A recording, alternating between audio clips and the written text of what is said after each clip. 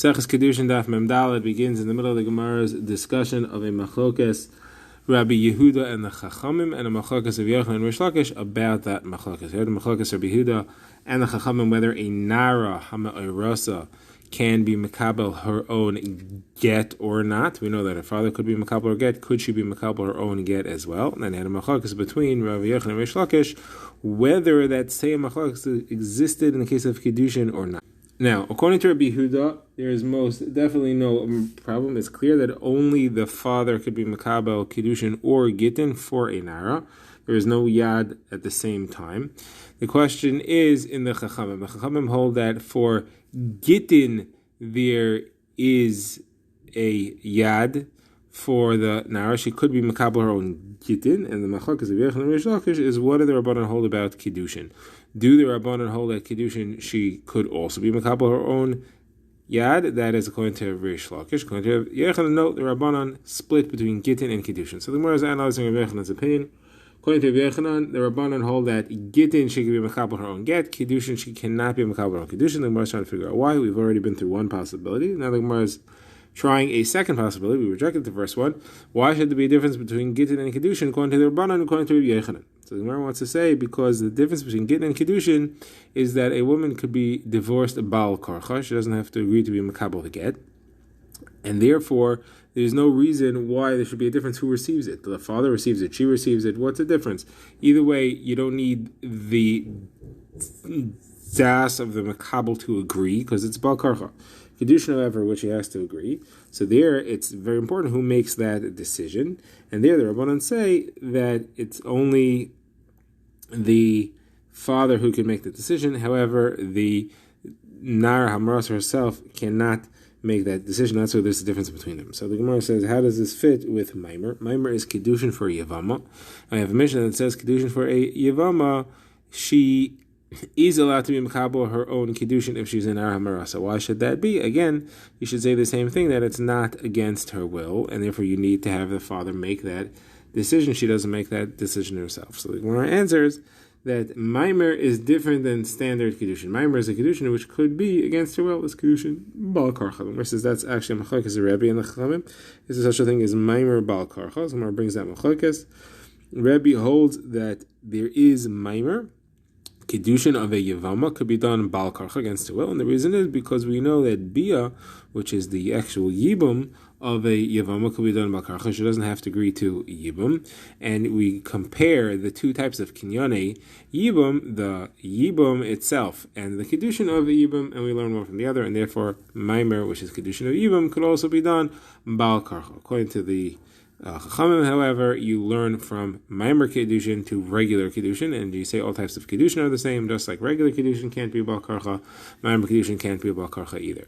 So therefore, now we understand that Maimer, as far as in Rabbi Yochanan's understanding of the Chachamim that argue on Rabbi Yehuda, Maimer goes in the same category as Get, not Kiddushin, because it is Baal Karcha, just like Get is Baal Karcha.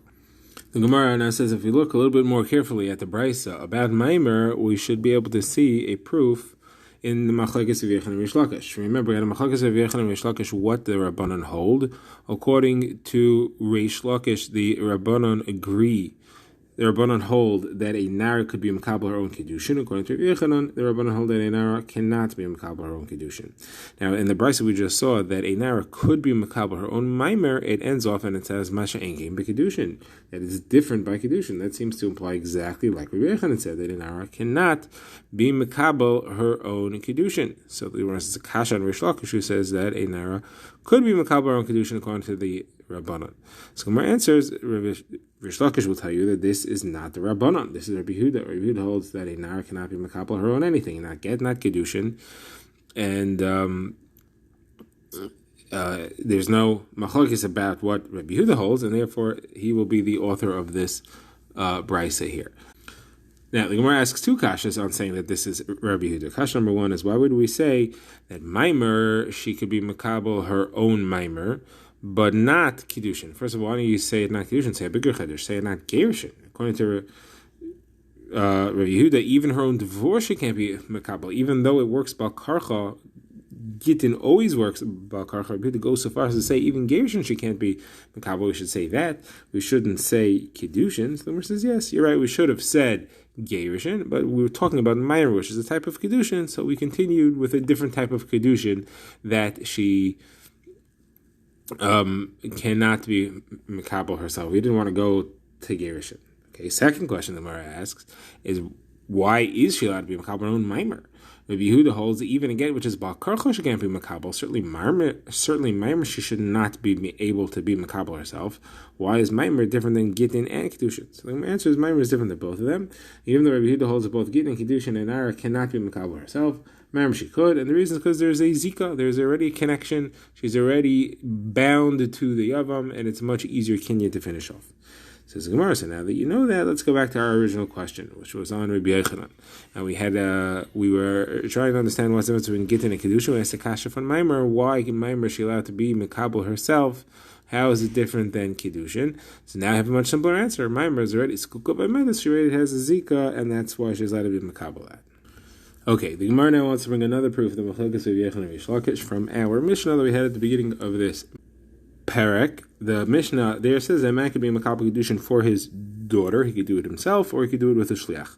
Doesn't say anything about her. Doesn't say that she could be Makabel her own Kiddushin. Clearly, she cannot. So says the Gemara again. This is not the Rabbanan.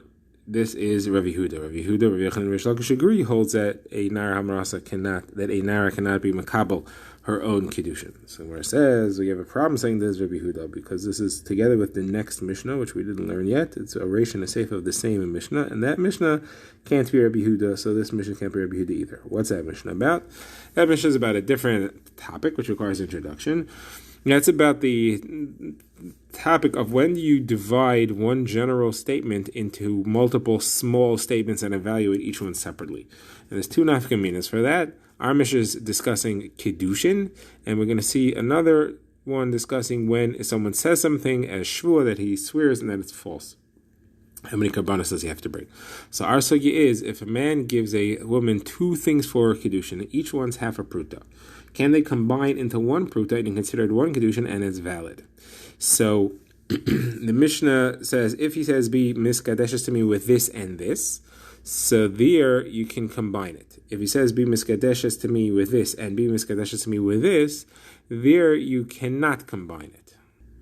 That means that this Tana holds you only separate it into different things if he uses the key word separately for each. Be miskadeshes, be miskadeshes. If he just says this and this, then it is combinable.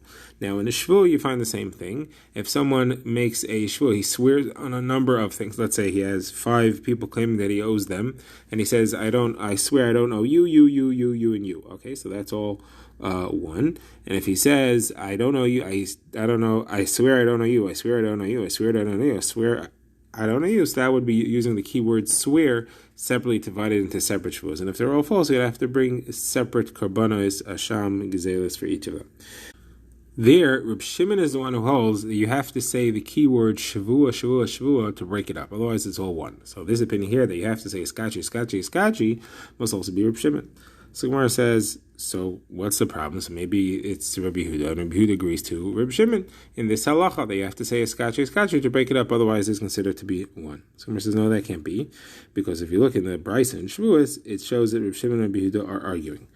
What do you have there? So we have 3 opinions when it's considered to be one shvua and when it's considered to be broken up into separate ones. The first opinion is Rabbi Meir, who says it has to be all in one. He doesn't really specify how. Rashi seems to learn that he has to say, I don't know you, and I don't know you, and I don't know you, and I don't know you. That's when it's all one. He has to say and between each of them and not use the word shvua between them. Rabbi Yehuda says, in order for it to be one, he has to say, shvua, I don't know you, and you.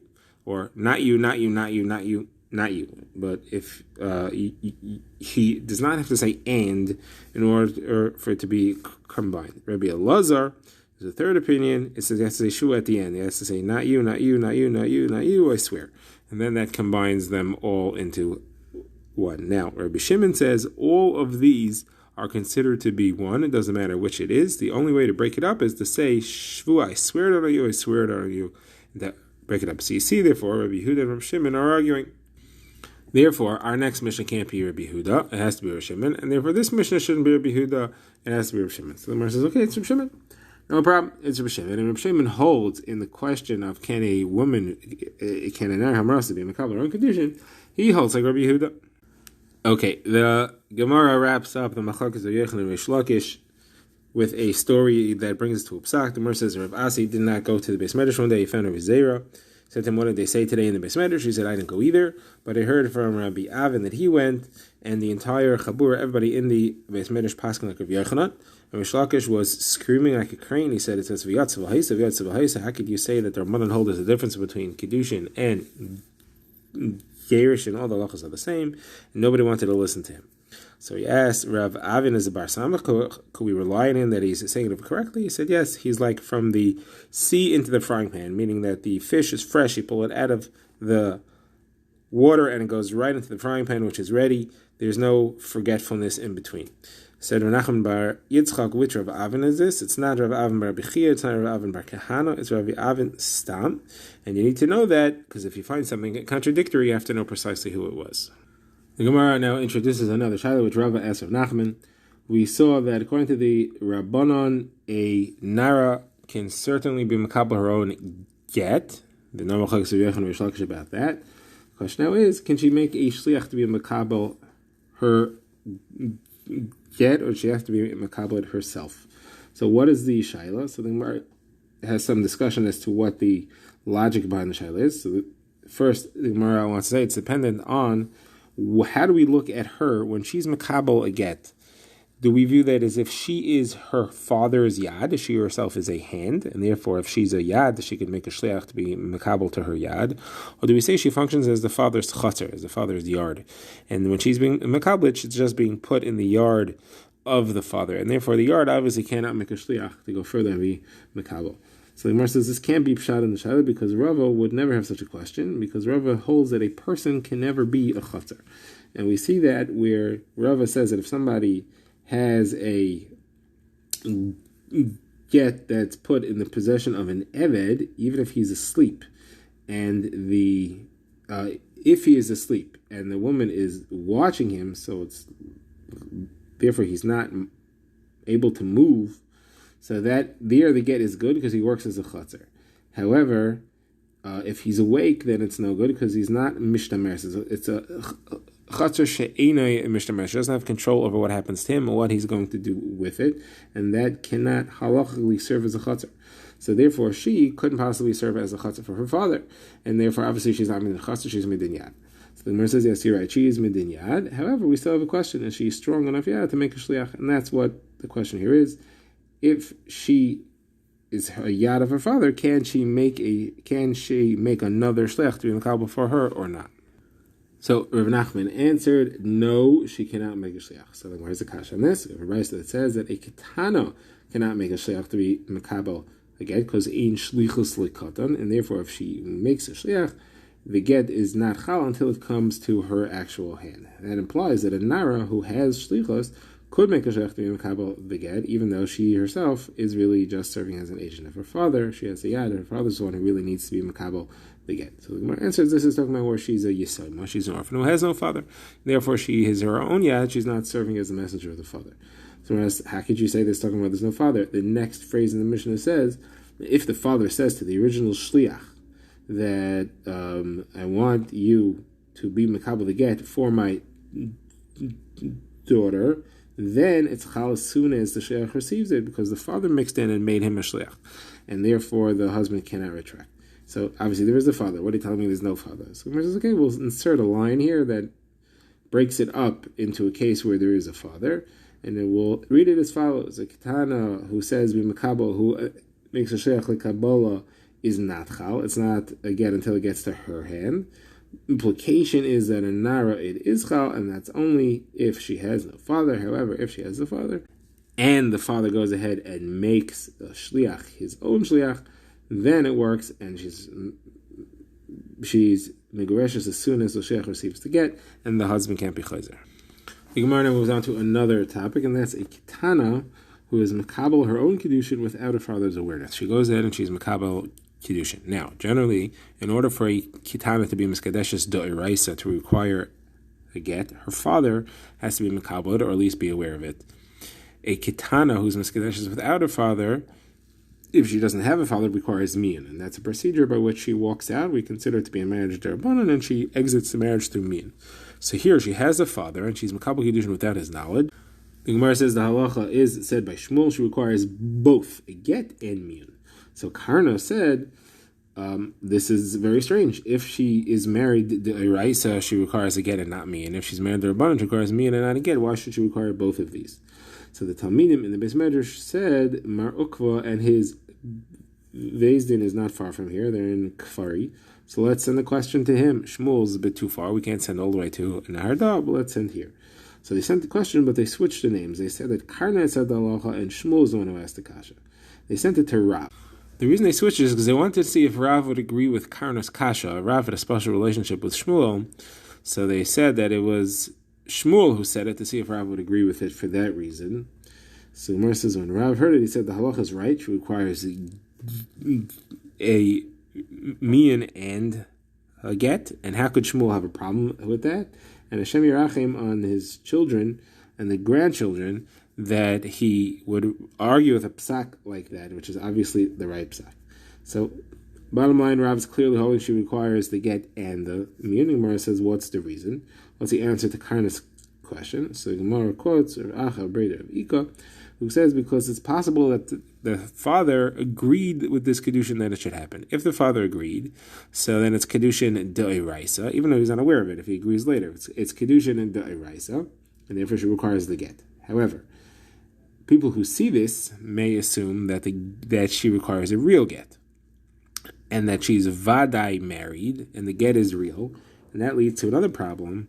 That's if the man will be mekadesh her sister, they'll assume that kedusha is not chal because it's achayis kushasai, which is not chal at all.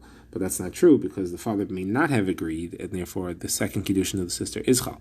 Therefore, we do a mian so that people should realize that this is not so simple here that it's a real kedushin, and therefore you have to worry about a kedushin to the sister. Now, there are some other opinions here. The Gemara comes from Nachman, who holds that you only require the get if there was shidduchim. That's somebody had proposed this marriage already to the father, and therefore if the father shows later that he is happy with it, that lemafreya, it may be that he was happy the whole time, and therefore it would be a good marriage deraisa. So without that, you don't have to worry about it. And then the Gemara quotes Ula, who says you don't require even meaning you don't require anything, because the action of a ketana is worthless. So the Gemara asks, is he referring to on what Ula said, that it's even if there was shidduchin, even if this is proposed already to the father. So the Gemara says, no, it's two separate things. The one who said Rav Nachman wasn't the one who said Ula. It's not referring one to the other. Ula is just referring back to Shmuel's case. He's not talking about where there was shidduchin. Now, there's another version of this where Ula said that a ketana that was niskacha without her father's understanding, without her father's knowledge, she does not require mian at all. This version is not going back on anything we said earlier, and Rashi says, therefore, it's even with shidduchim. With shidduchim or without shidduchim, there's nothing required. Now, the Gemara asks several kashas on this that no mian is required. We'll do one on this stuff. So this kasha is from Yevamis. We learned in the beginning of Yevamis that any erva is pater from yibum. If a woman falls to yibum to a man who she's related to closely, such as her father is one of the ones on the list there, then she doesn't do yibum. She is pater from doing yibum, and any co-wife that she has as well is pater from doing yibum also.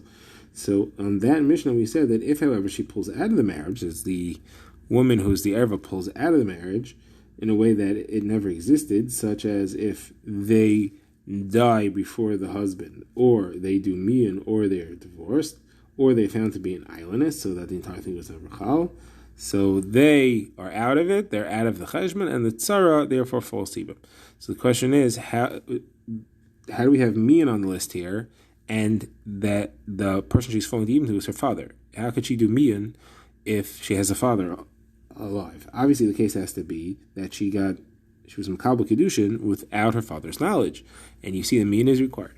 So we want to know there's a different way, and that's if she had already been married previously, she had nesuin, then she goes out of her father's rishos and she becomes independent. It's what we call yisema b'chayei av, and therefore she then could do a marriage without her father's knowledge, but since she's a katana, it's only a marriage midirabanan, and there the father has no power over her because again she is already a divorced nesua, and that's why she could do miyun, and it works. And the father was not makabel kedushin for her, and the father is still alive.